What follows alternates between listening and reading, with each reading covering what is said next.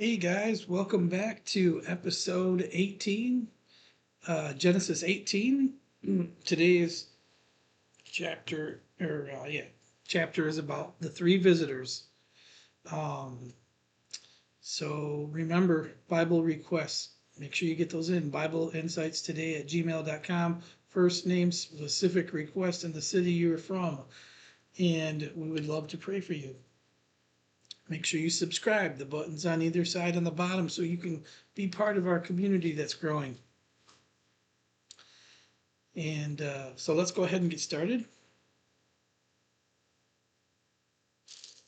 The Lord appeared to Abraham near the great trees of Mamre while he was sitting at the entrance to the tent in the heat of the day. Abraham looked up and saw three men standing nearby. When he saw them, he hurried toward the entrance of the tent to meet them and bowed low to the ground. He said, "If I have found favor in your eyes, my Lord, do not pass your servant. Let a little water be brought, and that you may all wash your feet and rest under the tree. Let me get you something to eat, so you can be refreshed, and then go your way, now that you have come to your servant." "Very well," they answered. "Do as you say." So Abraham hurried into the tent of Sarah. "Quick," he said, "get 3 sieves of fine flour and knead it and bake some bread. Then he ran into the herd and selected a choice, tender calf and gave it to a servant who hurried to prepare it. He then brought some curds and milk and the calf that had been prepared and set them before them. While they ate there, he stood near under a tree. "Where's your wife Sarah?" they asked him. "There in the tent," he said. Then the Lord said, "I will surely return to you about this time next year, and Sarah, your wife, will have a son." Now Sarah was listening at the entrance of the tent, which was behind him.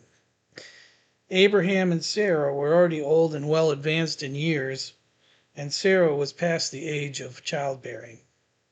So Sarah laughed to herself as she thought, "After I am worn out and my master is old, will I now have this pleasure?" Then the Lord said to Abraham, "Why did Sarah laugh and say, 'Will I really have a child now that I am old?' Is anything too hard for the Lord? I will return to you at the appointed time next year, and Sarah will have a son."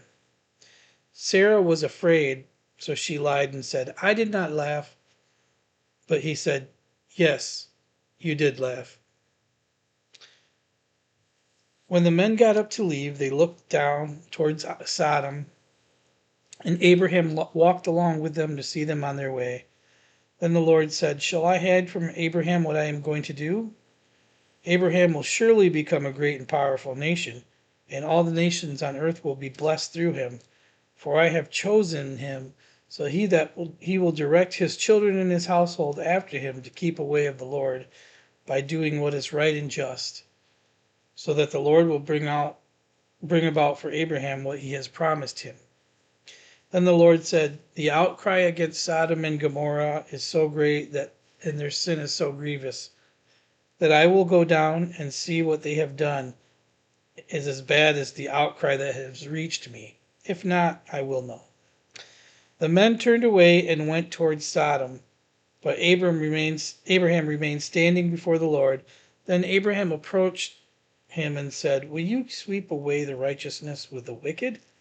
What if there are 50 righteous people in the city? Will you really sweep it away and not spare the place for the sake of the 50 righteous people in it? Far be it from you to do such a thing, to kill the righteous with the wicked, treating the righteous with the wicked alike. Far be it from you. Will not the judge of the earth do right?" The Lord said, "If I find 50 righteous people in the city of Sodom, I will spare the whole place for their sake." Then Abraham spoke up again. "Now that I have been so bold as to speak to the Lord, though I am nothing but dust and ashes, what if the number of the righteous is 50, 5 less than 50? Will you destroy the whole city because of 5 people? If I find 45 there," he said, "I will not destroy it."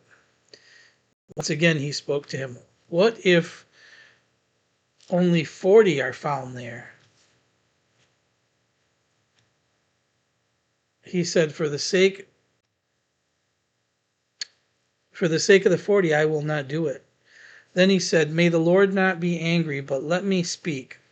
What if only 30 can be found there? He answered, I will not do it if there is 30 there. Abraham, now that I have been told so as to bold to speak to the Lord, what if only 20 can be found there? He said, for the sake of 20, I will not destroy it.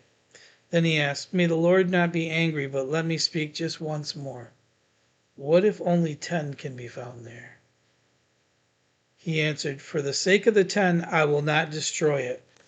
When the Lord had finished speaking with Abraham, he left, and Abraham returned home.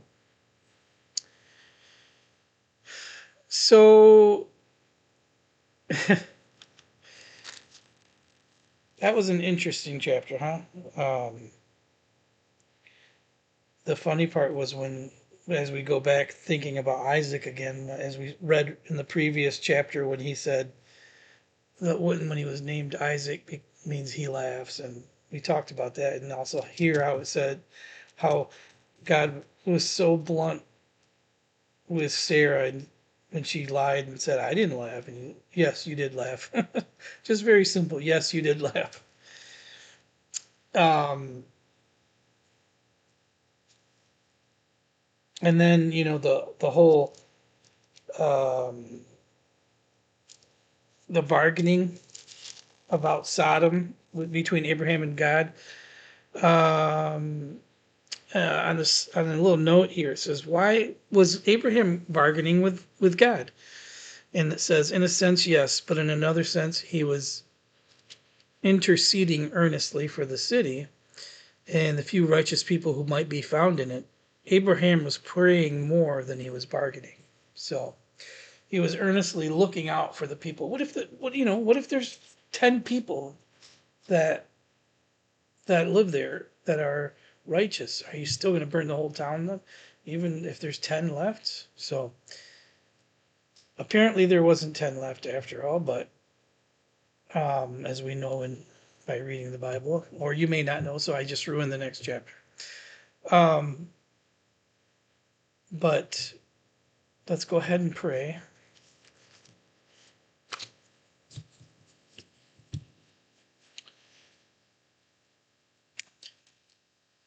Dear Lord, thank you for everything you've done, for all the times you've interceded in our lives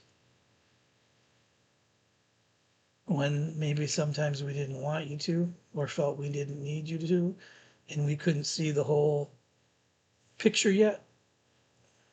So we appreciate you even when we are putting ourselves in our way.